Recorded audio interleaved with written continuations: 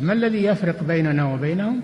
منهج السلف، لأن السلف هم الذين فهموا الكتاب والسنة وساروا عليهما، نحن نتبع السلف الصالح. إن الحمد لله نحمده ونستعينه ونستغفره ونعوذ بالله من شرور أنفسنا ومن سيئات أعمالنا، من يهده الله فلا مضل له ومن يضلل فلا هادي له، وأشهد أن لا إله إلا الله وحده لا شريك له، وأشهد أن محمدا عبده ورسوله صلوات الله وسلامه عليه. يا أيها الذين آمنوا اتقوا الله حق تقاته ولا تموتن إلا وأنتم مسلمون. يا أيها الناس اتقوا ربكم الذي خلقكم من نفس واحدة وخلق منها زوجها وبث منهما رجالا كثيرا ونساء، واتقوا الله الذي تساءلون به والأرحام إن الله كان عليكم رقيبا. يا أيها الذين آمنوا اتقوا الله وقولوا قولا سديدا يصلح لكم أعمالكم ويغفر لكم ذنوبكم، ومن يطع الله ورسوله فقد فاز فوزا عظيما. أما بعد، فإن أصدق الحديث كتاب الله، وخير الهدي هدي محمد صلى الله عليه وسلم، وشر الأمور محدثاتها، وكل محدثة بدعة، وكل بدعة ضلالة، وكل ضلالة في النار. الله நடிகார்களே, ஒவ்வொரு வாரமும் அல்லாஹ்வுடைய பள்ளியிலிருந்து ரப்புல் ஆலமீனின் இந்த ஆலயத்திலிருந்து பல செய்திகளையும் பல விஷயங்களையும் மார்க்க புரிதல்களையும் இந்த ஜும்ஆவின் சொற்பொழிவின் மூலமாக நாம் அறிந்து கொண்டு வருகிறோம். அதன் வாயிலாக நம் உம்மத்தில் நமது சமூகத்தில் ஊடுருவிக்கும் அல்லது நமது சமூகத்திற்கு பிரச்சனைகளையும் அதன் அமைதியையும் அதற்கு தொந்தரவையும் அல்லது அநீதியையும், ஏன் இன்னும் சொல்ல போனால் மனித குலத்திற்கே ஒரு அநீதியையும் ஒரு அச்சுறுத்தலையும் ஏற்படுத்தும் என்றால், அந்த ஒரு விஷயத்தை பற்றி முஸ்லிம்கள் தெளிவடைய வேண்டும் என்றால், அப்படிப்பட்ட அந்த மாபெரும் ஒரு விடயத்தை பற்றி முஸ்லிம்கள் கல்வியை கற்றிருக்க வேண்டும் என்றால் அது இந்த பயங்கரவாதம். பயங்கரவாதத்தை பற்றி அல்லாஹ்வின் அடியார்களே, இந்த பயங்கரவாதத்தை இஸ்லாம் வேரோடு வாழையடி வாழையாக அதை மண்ணோடு அது இல்லாமல் ஆக்கும் என்றால், பயங்கரவாதம் என்ற வார்த்தைக்கு எதிர்மறையான ஒரு வார்த்தை இருக்கும் என்றால் அது இஸ்லாம். ஆனால் இந்த இஸ்லாம் உண்மையாக இந்த பயங்கரவாதத்தை எவ்வாறு அணுகுகின்றது, இந்த மார்க்கம் பயங்கரவாதத்தை பற்றியுடைய அதனின் தீர்ப்பு என்ன என்பதை அறியாமல் இருப்பதினால்தான் நம்மிலே சுப்ஹானல்லாஹ் நம்மோடு இருக்கக்கூடியவர், நம்மோடு பழகக்கூடியவர், நம்மோடு வாழக்கூடியவர் இந்த பயங்கரவாதத்திற்கு இரையாக ஆகிறார். அல்லாஹ்வின் அடியார்களே, இந்த பயங்கரவாதம் இஸ்லாத்தை பற்றி, இந்த பயங்கரவாதத்தை பற்றி இஸ்லாம் என்ன கூறுகிறது என்பதை அனைத்தையும் பேசுவதற்கு முன்னால் ஒரு விஷயம் இங்கே கூற கடமைப்பட்டிருக்கின்றேன். இஸ்லாத்திற்கு எதிராக, இஸ்லாத்திற்கு மார்க்கத்திற்கு எதிராக சூழ்ச்சி செய்பவர்களும் இப்படிப்பட்ட இந்த பயங்கரவாதத்திற்கு பங்கு வகிக்கிறார்கள் என்பதில் எந்தவித மாற்று கருத்தும் இல்லை.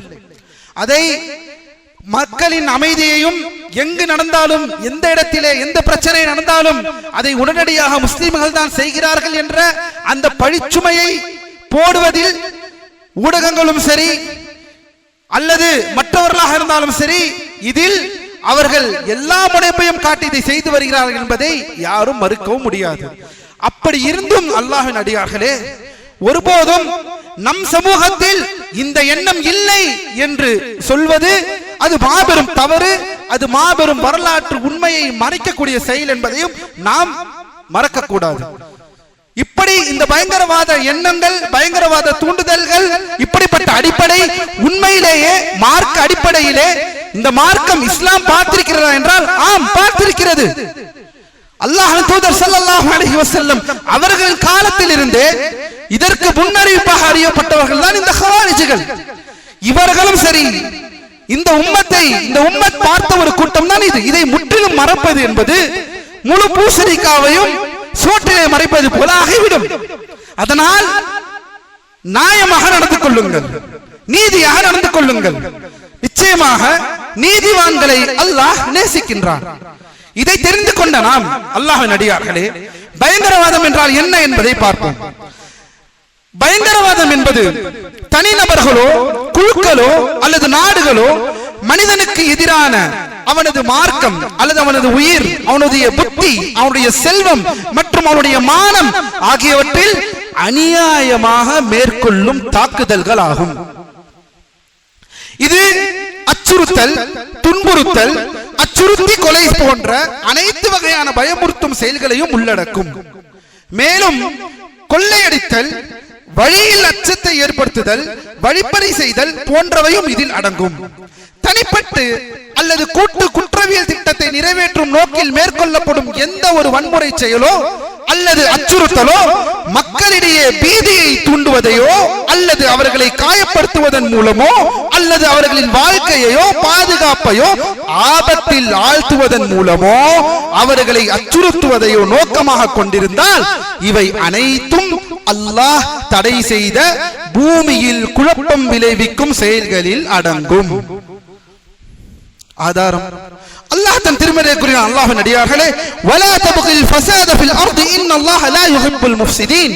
அல்லாஹ் தன் திருமறையை கூறுகிறான், மேலும் பூமியில் குழப்பம் விளைவிக்க முற்படாதே, நிச்சயமாக அல்லாஹ் குழப்பம் விளைவிப்பவர்களை விரும்புவதில்லை. அல்லாஹ்வின் அடியார்களே, இந்த பயங்கரவாதம் அர்த்தம் என்ன என்பதை பார்த்தோம். அச்சுறுத்தல்கள், மக்களை பீதியடைய செய்தல், அவருடைய உயிர்களை பறிக்க தூண்டுதல், இப்படி எல்லா விஷயங்களும், குண்டு வைத்தல், கொலை செய்தல், இந்த அனைத்தும் பயங்கரவாதம் என்ற வார்த்தைக்கு வரும். முதலில் இந்த பயங்கரவாதத்திற்கான காரணங்கள் என்ன? முஸ்லிம் சமூகமாக இருக்கக்கூடிய நாம், முஸ்லிம் என்று சொல்லக்கூடிய நாம், பயங்கரவாதம் என்றாலே அது முஸ்லிம்கள், பயங்கரவாதம் உலகத்தில் பயங்கரவாதம் நடந்துவிட்டாலே அதற்கு முஸ்லிம்கள் மட்டுமே காரணம் என்று ஊடகங்கள் நம் மேலே காட்டக்கூடிய இந்த நேரத்தில் நாம் முதலில் இதை எவ்வாறு அணுக வேண்டும், முஸ்லிம்களாகிய நாம் இந்த பயங்கரவாத விஷயத்தை எவ்வாறு பார்க்க வேண்டும் என்ற அந்த அடிப்படை அறிவில்லை என்றால் நம்மிலே, நம் மக்களிலே பயங்கரவாதத்திற்கு இரையாகுபவர்கள் இருக்கிறார்கள் என்பதை சொல்வதற்குரிய காலம் வெகு தூரமாக இல்லை. அல்லாஹ்வின் அடியார்களே, ஒரு நாட்டில் பயங்கரவாத பிரச்சனையை ஒழிக்க உதவும் முக்கிய காரணிகளில் ஒன்று இந்த பிரச்சனையின் ஊந்துதல்களையும் காரணங்களையும் புரிந்து கொள்வது, பயங்கரவாதம் தோன்றி பரவும் சூழல்களை அறிந்து கொள்வது. அப்போதுதான் சமூகத்தில் அதன் வேர்களை அகற்றுவது எளிதாக அமையும். இந்த காரணங்களில் மிக முக்கியமான காரணங்கள் எதை சார்ந்து இருக்கும் என்றால் மதம் சார்ந்து, அரசியல், சமூகம், கல்வி சார்ந்த மற்றும் உளவியல் காரணங்களும் இதில் அடங்கும். எப்படி? கவனியுங்கள். பல காரணங்களை உலமாக்கள் பட்டியலிடுகிறார்கள். எப்படி பயங்கரவாதத்திற்கான காரணம் என்ன? ஒரு முஸ்லிமாக தன்னை சொல்லக்கூடியவன், குர்ஆனையும் சுன்னாவையும் தன் மார்க்கம் என்று எடுத்துக்கொள்ளக்கூடியவன், அவன் எவ்வாறு இந்த பயங்கரவாதத்திற்கு தள்ளப்படுகிறான்? ஷரியத்தின் சட்டங்களை பற்றி அறியாமை மற்றும் குர்ஆன் வசனங்களை சரியாக புரிந்து கொள்ளாமை, ஷரியத்தின் நோக்கங்களுக்கு இணங்காமல் குர்ஆன் வசனங்களை சரியாக புரிந்து கொள்ளாது ஒரு முக்கிய காரணம். இந்த காரணம் பொதுவான விஷயங்களிலும் சமூகத்தின் நடக்கக்கூடிய விஷயங்களை, நிற்கக்கூடிய சிக்கலான பிரச்சனைகளை நம்பகமான சிறந்த அறிஞர்களை அணுகாததும் இதற்கு வழிவகுக்கும். இது அறிவில்லாதவர்களும் தவறான சிந்தனைகள் மற்றும் நம்பிக்கை கொண்டவர்களுக்கு மத்தியில் மக்களுக்கு கற்பிக்கப்படும் போது அதற்கு பயிற்சி அளிப்பதற்கும் மக்களின் உறவுகளை தூண்டுவதற்கும் கட்டுப்பாடற்ற முறையில் அவர்களை தூண்டிவிடும் கருத்துக்களை புகட்டுவதற்கும் இது வழிவகுக்கிறது. எப்போது? சரியாக குர்ஆனையும் சுன்னாவையும் மார்க்கத்தையும் புரிந்து கொள்ளாது. எப்படி சரியாக புரிந்து கொள்ளாமல் இருக்க முடியும்? எப்படி என்றால் மார்க்கத்தை சரியாக புரியாத ஒருவரிடம் மார்க்கத்தை எடுப்பது. இதனால் சொல்கிறார்கள், கல்வியை படித்த உலமாக்களிடம் எடுங்கள். மார்க்கத்தை இங்கு செல்பவன், நாளை செல்பவன், யூடியூபிலே வருபவன், இன்ஸ்டாகிராமில் வருபவன், குர்ஆனை ஓத என்னவென்று குர்ஆனை ஓதக்கூட உச்சரித்து ஓத தெரியாத ஒருவரிடம் மார்க்கத்தை எடுத்தால் இந்த சமூகம் எங்கே போய் நிற்கும்? இந்த சமூகத்திற்கு பயங்கரவாதம் எது என்பது எவ்வாறு தெரியும்? அல்லாஹ்வின் அடியார்களே, மார்க்கத் இரண்டாவது காரணம் மார்க்கத்தில் வரம்பு மீறி இருத்தல், குலு, எல்லாத்திலும் வரம்பு மீறுதல், எக்ஸ்ட்ரீமிசம் என்று சொல்வார்கள். மார்க்கத்தில் இழிவான இந்த வரம்பு மீறுதலில் ஒன்று அல் வலா அல் பரா. அல்லாஹ்வின் அடியார்கள், இந்த வரம்பு மீறுதலுடைய விஷயம் என்னவென்றால், மார்க்கத்தில் நம்முடைய அடிப்படை கொள்கை அல் வலா வல் பரா. அல் வலா வல் பரா என்றால் அல்லாஹ்விற்காக நேசிக்க வேண்டும், அல்லாஹ்விற்காக வெறுக்க வேண்டும். ஆம், ஈமான்தாரிகளை நாம் நேசிப்போம், இது மார்க்கம் நமக்கு கொடுத்த கட்டளை. ஆனால் இந்த கொள்கையை, அல்லாஹ்வின் அடியார்களே, இந்த கொள்கையை வரம்பு மீறி பயன்படுத்துவது, ஷரியத்தின் வரம்புகளை தாண்டி அல்லாஹ்வின் பொறுத்து வெறுப்பது என்றால் மற்றவர்களுக்கு அநியாயம் செய்வதோ, அவர்களை தாக்குவதோ, அச்சுறுத்துவதோ அல்லது முறையற்ற முறையில் கொலை செய்வதல்ல. அல்லாஹ்வின் பொருட்டு வெறுப்பது என்பது மக்களிடையே பீதியை உண்டாக்குவதோ, மக்களின் வாழ்க்கையை அல்லது பாதுகாப்பிற்கு ஆபத்தை விளைவிப்பது அல்ல. இவை அனைத்தும் இஸ்லாம் தடை செய்த பூமியில் குழப்பம் விளைவிக்கும் செயல்கள். ஆனால் இதை எவ்வாறு செல்கிறான்? அல்லாஹ்விற்காக இவனை வெறுக்க வேண்டும், இவனை கொலை செய்ய வேண்டும். அல்லாஹ்விற்காக இவனை வெறுக்க வேண்டும், இவன் இந்த பூமியில் இருக்கக்கூடாது. அல்லாஹ்விற்காக இவனை வெறுக்க வேண்டும் என்று மார்க்கத்தை தவறான முறையில் புரிந்து, மார்க்க ஆதாரங்களை தவறான முறையில் தன்னுடைய மூளை மலங்கி போன மூளைகள் எடுத்துக்கொண்டு மக்களையும் இவன் வழிகெடுக்கிறான், இவனும் வழிகெட்டு போகிறான். அல்லாஹ் நம்மை நேர்வழியை செலுத்துவானாக. மூன்றாவது விஷயம், காரணிகளை பார்க்க வேண்டும். சர்வதேச முடிவுகளுக்கு இடையேயான இந்த முரண்பாடுகள், இது சில பாதிக்கப்பட்டவர்களின் மனதில் விரக்தியை ஏற்படுத்தும். இதன் விளைவாக தவறான முயற்சிகளை மேற்கொள்ளப்பட்டு அவை மார்க்க கொள்கையில் இருந்து விலகி பயங்கரவாதத்திற்கும் பயங்கரவாத குழுக்களில் இணைவதற்கும் வழிவகுக்கின்றது. ஆம், அல்லாஹ்வின் அடியார்களே, ஒரு அநீதியை பார்க்கும் பொழுது, நம்மை நோக்கி ஒரு அநீதியை பார்க்கும் பொழுது, முஸ்லிம்கள் துன்பப்படுத்தப்படுகிறார்கள், சிக்குண்டு சின்னாபின்னமாகிறார்கள் என்ற இந்த சம்பவம் எல்லா காலத்திலும் நடந்து கொண்டுதான் இருக்கின்றன. ஆனால் ஒரு முஸ்லிம் இந்த சம்பவங்களை எவ்வாறு அணுகியிருக்க வேண்டும், அந்த எவ்வாறு அணுகுதல் என்பதை குர்ஆன் சுன்னா வழியின் பால் இல்லாமல் போய்விட்டோம் என்றால் இதுவும் பயங்கரவாதத்திற்கு காரணமாக அமைகின்றது. நான்காவது விஷயம், ஊழல்கள். இந்த மலிந்து போன இந்த ஊழல்களை நடக்கும் பொழுது ஊழல்கள் உரிமைகள் இழக்க செய்கின்றன. ஆம், ஊழல் நடந்தால், எங்கே ஊழல் நடந்தாலும் அங்கே உரிமைகள் இழக்க செய்யும். அப்பாறு உரிமைகள் பறிபோகும் போது பல வகையான சட்ட மீறல்களுக்கு காரணமாக விடுகின்றன. இது சிலரிடம் மாற்றத்திற்கான ஆற்றலின்மையை ஏற்படுத்தி விடுகிறது. நம்மால் என்ன செய்தால் நம்மால் மாற முடியாது, இந்த சமூகம் என்னை மாற்றாது, இங்கே ஊழல்கள் மலிந்திருக்கின்றன, இங்கே அநியாயம் நடந்து கொண்டே இருக்கிறது, இதை மாற்ற வேண்டும் என்பதன் வழி என்னால் முடியாது. இதனால் அவர்கள் பார்வையற்ற முறையில் வன்முறை, தீவிரவாதம் மற்றும் பயங்கரவாதம் ஆகியவற்றை மாடி செல்கிறார்கள். ஐந்தாவது மிக முக்கியமான விஷயம், இதில் பெரும்பாலானவர்கள் அடங்கி விடுவார்கள் இந்த பயங்கரவாதத்திற்கு, வேலையின்மை. வெட்டியாக இருப்பவர்கள், வெட்டியாக இருப்பான், அவனால் எந்த பிரயோஜனமும் இருக்காது, வீட்டிற்கும் பிரயோஜனமாக இருக்க மாட்டான், சமூகத்திற்கும் பிரயோஜனமாக இருக்க மாட்டான், தாய் தந்தை பிள்ளை யாருக்கும் எந்த பிரயோஜனமாக இருக்க மாட்டான். இதுவே அவருடைய மூளையை அப்பாற்பட்ட பயங்கரவாதத்திற்கு தள்ளிவிடும் என்பதை உலமாக்கள் எச்சரிக்கிறார்கள். வேலையின்மை மாபெரும் பிரச்சனையாக சில சமூகங்களில் தேவையான வேலை வாய்ப்புகள் இல்லாததால் வேலை இல்லாதவர்கள் எண்ணிக்கை அதிகரித்து இது குற்றம், போதை பொருள், அத்துமீறல் மற்றும் பயங்கரவாதம் போன்ற ஆபத்தான பாதைகளுக்கு இது திறந்து விடுகின்றன. சுப்ஹானல்லாஹ். மார்க்க கல்வி குறைபாடு வன்முறைக்கும் பயங்கரவாதத்திற்கும் விட்டு செல்லும் தீவிரவாதம் மற்றும் வரம்பு மீறுதலின் அபாயங்கள் குறித்து மார்க்க கல்வி மற்றும் விழிப்புணர்வு இல்லாதது ஒரு காரணம். நிச்சயமாக எங்கே படிக்கின்றோம், எது சரி எது தவறு என்பதை யூடியூபிலும் இன்ஸ்டாகிராமிலும் என்று எடுத்துக்கொண்டிருந்தால் இது தவறு என்பதை சொல்வதற்கு இங்கே ஆள் எங்கே இருக்கிறார்கள்? சுப்ஹானல்லாஹ். நமக்கு வேண்டியதெல்லாம் ஒரு நஷீதை போட்டுவிட்டு உணர்ச்சிகளை தூண்ட வைத்து, சுப்ஹானல்லாஹ், உணர்ச்சிகளை தூண்ட வைத்து மக்களிட கோபங்களை ஆர்ப்பரித்து கடைசியில் அவன் சென்று சேரக்கூடிய இடம் பயங்கரவாதம். அல்லாஹ்வின் அடியார்களே, கடைசியாக காரணம் என்ன சொல்கிறார்கள் உலமாக்கள் என்றால், சுப்ஹானல்லாஹ், இஸ்லாமிய ஒழுக்கம் மற்றும் நன்னெறிகளை போதிப்பதில் அக்கறையின்மை, அக்கறை இல்லை, யாருக்கும் எந்த பொறுப்பும் இல்லை. இஸ்லாம் என்ன சொல்கிற, ஏன் நமக்குத்தான் அரசியலாக இருந்தது, தௌஹீதை பற்றிய சிந்தனை இல்லை, அல்லாஹ்வின் தூதர் அநீதி நடக்கும்போது எவ்வாறு நடந்து கொள்ள வேண்டும் என்பதை சொல்லவில்லை, எல்லாவற்றையும் என்று நினைத்துக் கொண்டு அல்லாஹ்வின் தூதர் எல்லா வழிமுறைகளும் நமக்கு கற்றுத் தந்ததுக்கு பிறகும் ஆனால் அதை போதிப்பதற்கான அக்கறை இங்கே எங்கே இருக்கிறது? யாராவது 4 பேர் ரோட்டில் வருவானா சண்டையிடுவானா என்பதையே பார்த்து கொண்டிருக்கக்கூடிய சமூகமாக இருக்கும் பொழுது அவனை திருத்துவதற்கான அக்கறை நம்மிடையே எங்கே இருக்கிறது? தீவிரவாதம், பயங்கரவாதம் இஸ்லாத்திற்கு மாபெரும் எதிரானது என்ற சொற்பொழிவுகள் எங்கே இருக்கிறது? பாடங்கள் எங்கே நடத்தப்படுகிறது? இதன் வேறு ஒன்றுகள் எங்கே? இதை பற்றின வரலாற்று நிகழ்வுகளின் வரலாற்று உண்மைகளையும் முஸ்லிம்களுக்கு போதிக்கக்கூடிய பள்ளிவாசல்கள் எங்கே? இதை சரி செய்யாமல் எவ்வாறு பயங்கரவாதத்தை ஒடுக்க முடியும்? பயங்கரவாத காரணங்களை எவ்வாறு தெரிந்து கொள்ள முடியும்? அல்லாஹ் நம்மை பாதுகாப்பானாக. அல்லாஹ்வின் அடியார்களே, இந்த கருணை, சகிப்புத்தன்மை, பிறரை மதித்தல், அவர்களின் உரிமைகளை கருத்தில் கொள்ளுதல், அமைதி, ஒத்துழைப்பு, இரக்கம் போன்ற இஸ்லாமிய நன்னறிகளை போதிப்பதில் அக்கறையின்மை, இப்படிப்பட்ட நல்ல எண்ணங்கள் மார்க்கத்தில் இருக்கிறது. அல்லாஹ்வின் தூதர் எந்த அளவிற்கு இந்த போதனைகள் எல்லாம் கற்றுத் தந்தார்கள் என்பது எதுவும் கிடையாது. இப்படி ஒருவன் வளர்ந்தால், இத்தனை காரணங்கள் இருந்தால் பயங்கரவாதம் அழிவை உண்டாக்கும் என்று அவனுக்கு தெரிந்திருக்குமே. ஆனால் இந்த காரணங்கள் இவ்வாறு இருக்கும் பொழுது அவன் எவ்வாறு தெரிந்து கொள்வான்? அல்லாஹ்வின் அடியார்களே, அல்லாஹ் நம்மை நேர்வழியை செலுத்துவானாக. அல்லாஹ் நம்மை பாதுகாப்பானாக. அல்லாஹ் நம்மை இந்த பயங்கரவாதத்தின் இந்த விஷயங்களிலிருந்து நம்மை, இந்த மக்களை, இந்த முஸ்லிம்களை அல்லாஹ் நேர்வழியிலே செலுத்துவானாக. வஅகூலு கௌலி ஹாதா வஅஸ்தக்ஃபிருல்லாஹ லீ வலக்கும் வலிஜமீஇல் முஸ்லிமீன மின் குல்லி ذنب فاستغفروه إنه هو الغفور الرحيم.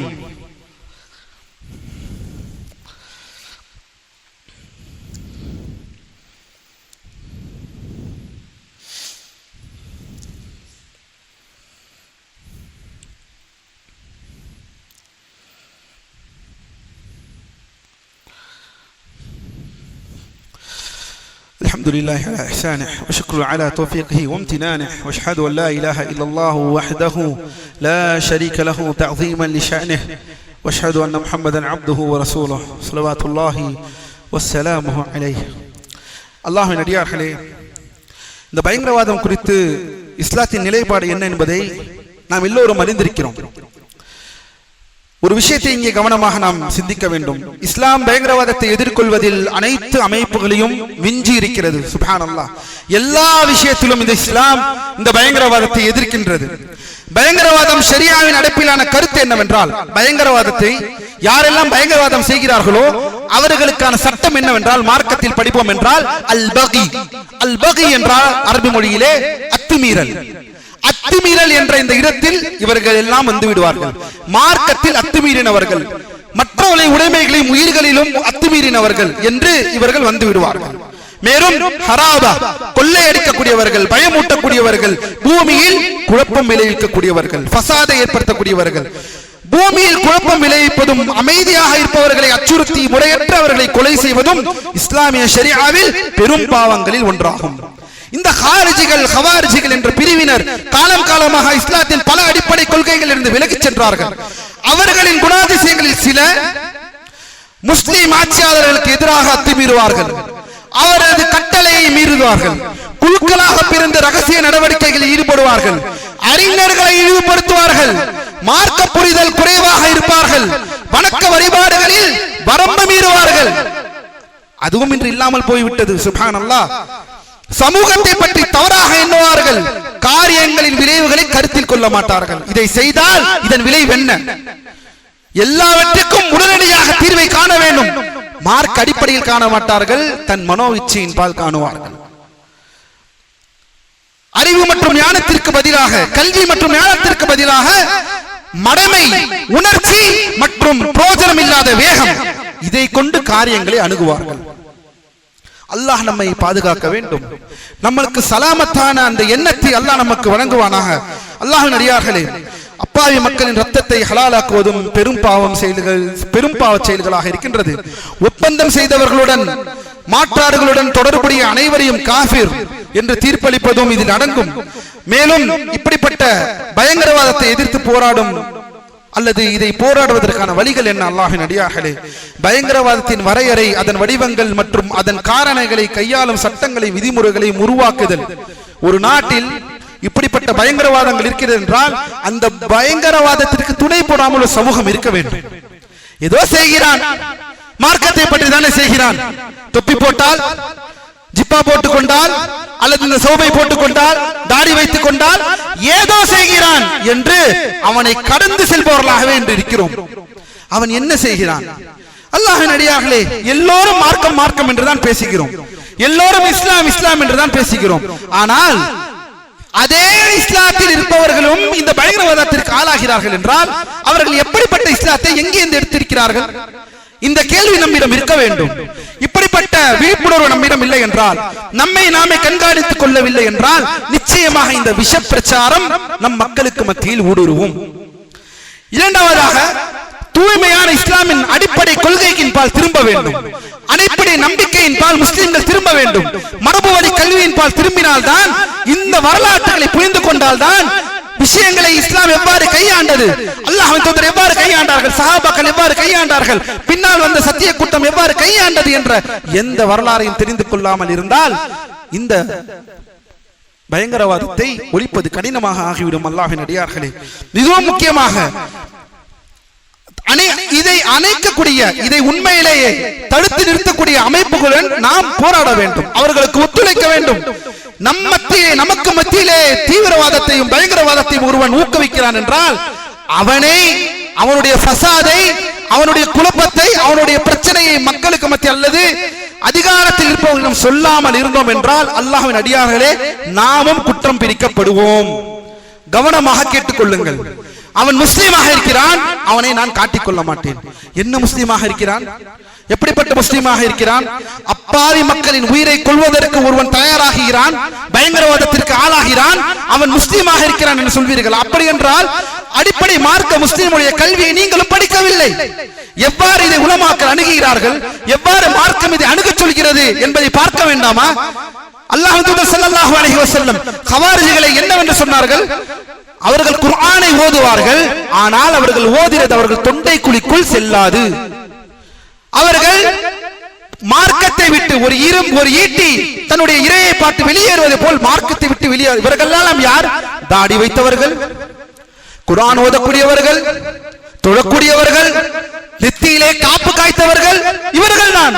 ஏன் இவர்களை அல்லாஹ்வின் தூதர் ஸல்லல்லாஹு அலைஹி வஸல்லம் கிலாபுன் நார் என்று சொன்னார்கள்? நரகவாசிகளின் நாய்கள் என்று ஏன் சொன்னார்கள்? இந்த அறிவு நம்மிடம் இருக்க வேண்டும். முஸ்லிம் என்று ஒரு சொல்லிவிட்டால் அவனை மேலே வைத்து பார்ப்பது, அவன் என்ன கொள்கை, அவன் என்ன அடிப்படையில் இருக்கிறான். வெறும் சௌபை அணிந்து விட்டால் அல்லது ஜிப்பாவை அணிந்து விட்டால், தொப்பியை போட்டு யூடியூபிலே வந்து விட்டால் எடுத்துக்கொள்ளுங்கள், இன்ஸ்டாகிராமில் வந்து விட்டால், பேஸ்புக்கில் வந்து விட்டால் அவனை மார்க்கக்காரனாக மாற்றி விடுவது இந்த சமூகம். பின்பு அவனிடம் இருக்கக்கூடிய அனைத்து விஷயத்தையும் ஏற்றுக்கொள்வது. எவ்வாறு பயங்கரவாதத்தை நம்மால் அடிக்க முடியும்?